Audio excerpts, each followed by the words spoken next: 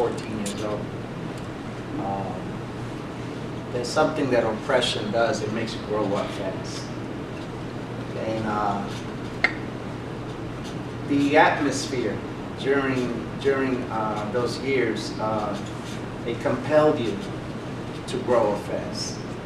You know, Puerto Ricans, you know, they made a film depicting the reality of Puerto Ricans in those days, the West Side Story. Well, we saw the real West Side Story.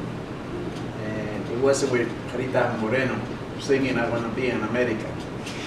Okay? It was families, Puerto Rican families being constantly attacked by racist white gangs. When I was 14 years old, I was already getting involved in sniffing glue, messing around with, you know, with dope, and getting in trouble, etc., etc. And thanks to the Black Panther Party, in particular, Black Panther Party leader Bob Carlito, he politicized me.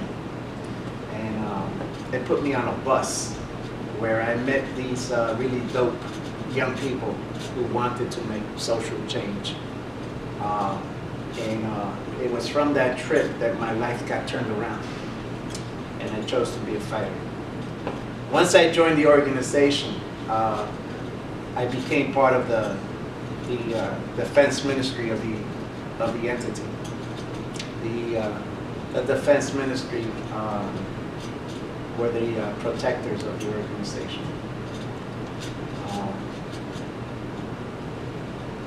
What's significant and important to understand about the Young Lords, you know, because it's important to understand where that came from and why it developed, because it best helps us understand where is it that things have to go from here. Because we could talk about our past all day, all night, and it really has no significance if it's not something that connects with the present. We have to always anchor history with what's real in our lifetime. The significance was that all social groupings in this society felt compelled to stand up and fight.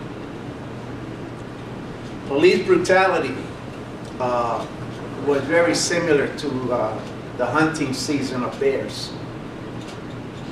When they went into our community, they were not there to serve and protect. They were there as an occupation army in a ghetto. And it was very commonplace for Puerto Ricans to be abused, shot, beaten, just like they are today. Nothing has changed.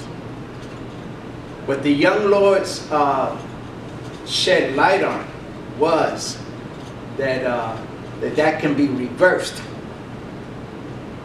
once people organize in militant struggle to repel the forces of the powers that be. You see, one thing that we understood, and we understood this very well, in fact sometimes the police understood it also, that they were not invincible as they projected themselves to be. That once people have instilled the idea that they are the ones who hold the power, that they are the majority, that they have the capability of organizing themselves and arming themselves. Because I'm not a social pacifist. The organization wasn't armed.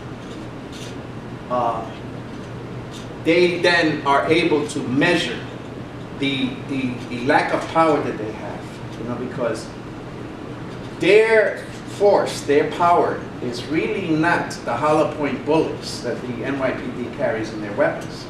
Their power are not those aircraft carriers that they have in the ocean, the nuclear missiles that they possess, all 3,000 of them. Their power is really their control over our minds.